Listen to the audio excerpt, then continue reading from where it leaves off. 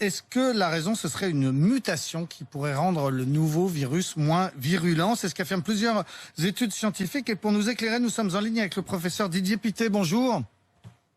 Bonjour. Et merci d'être avec nous. Vous êtes médecin épidémiologiste et infectologue aux hôpitaux universitaires de Genève. Cette hypothèse d'une mutation du virus, est-ce que vous y croyez? Mais c'est quoi cette question? Bonjour à tous. Est-ce que vous y croyez? Depuis quand croit-on en la science?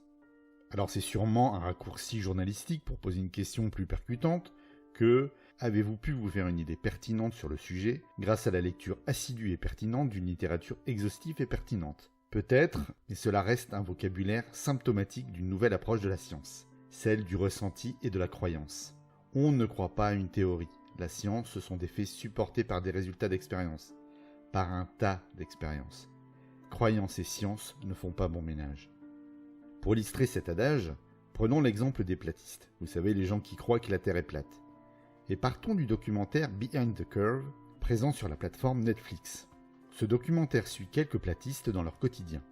Le documentaire ne cherche pas à les démonter frontalement, mais s'attache plutôt à nous montrer des hommes et des femmes mal dans leur peau, en rupture avec leur famille ou mal intégrés dans la société, heureux d'avoir trouvé des gens à qui parler et partager des choses et avec qui ils se sentent différents, donc spéciaux. Globalement, ce sont des gens qui veulent être aimés et exister. Mais laissons là cette partie pour se concentrer sur la science. En effet, les scientifiques platistes, si il y en a, veulent prouver scientifiquement que la Terre est plate. Pour cela, ils font des expériences et le documentaire s'attarde sur deux d'entre elles. Une basée sur une expérience avec un gyroscope, lié au phénomène qui a été mis en évidence par le pendule de Foucault, et l'autre sur l'utilisation des lasers. Je vais m'attarder sur cette dernière. Alors, disons-le tout de suite, ils ont tous l'air de scientifiques, car leur démarche est la bonne. Ils ont une théorie, des expériences sérieuses et solides pour tester la théorie, des hypothèses liées à leur expérience, des résultats de leur expérience, des interprétations et une conclusion. Le problème arrive lors des dernières phases, celle de l'interprétation et de la conclusion. Pour l'expérience des lasers, l'idée est simple. Sur une surface totalement plane, ils veulent mettre deux panneaux séparés de 6 km de 100 et placer un autre panneau juste au milieu. L'idée est de mettre un laser au premier panneau à une hauteur choisie et de regarder à quelle hauteur il touche les autres panneaux. Si la Terre est plate, le laser tapera tous les panneaux à la même hauteur. Mais si elle est ronde, elle tapera à une hauteur plus basse sur le panneau du milieu.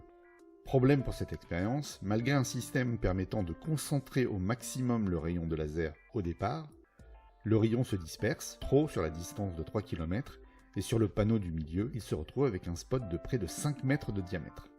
Ça arrive, tout scientifique sait que l'expérimentation ce n'est pas un chemin semé de pétales de rose. Ils se tournent donc vers une autre expérience. Cette fois-ci, ils prennent des planches de polystyrène et font des trous à 5 mètres. Un observateur se place devant l'un des trous et un expérimentateur a une lampe torche à 5 mètres du sol. Si la Terre est plate, l'observateur devrait voir la torche. Si elle est ronde, l'expérimentateur devra lever la lampe de 2 mètres plus haut pour qu'elle soit visible par l'observateur.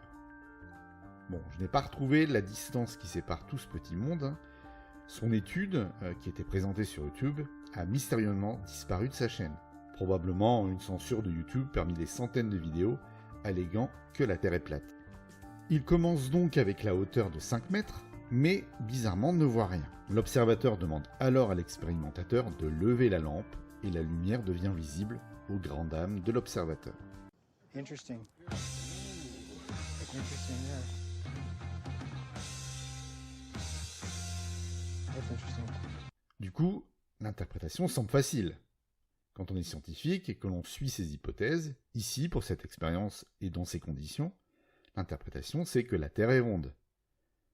Mais quand on croit en une théorie et que ces expériences donnent tort à celle-ci, on cherche tous les moyens de ne pas voir les résultats et de les éviter par tous les moyens. Ici, par exemple, Isn't that proof the Earth curves? Well, then the guy that was at the middle said, no, it's hitting weeds. je vous laisse découvrir l'expérience avec le gyroscope lié au pendule de Foucault et tous les arguments pour contrer les résultats. Parce qu'effectivement, cette expérience montre également, spoiler, que la Terre est ronde et elle tourne. Ce qui est extraordinaire, c'est l'imagination mise en place pour s'opposer au résultat d'une expérience parfaitement menée scientifiquement. Voilà pourquoi la croyance n'est pas une chose, ni en tant que concept, ni en tant que vocabulaire, qui doit être présent dans le champ expérimental ou lexical de la science. Soit dit en passant, en tant que lecteur du disque Monde de Pratchett, j'adore leur représentation de la Terre, je les trouve super beaux, j'aimerais bien en avoir un chez moi, juste pour la beauté.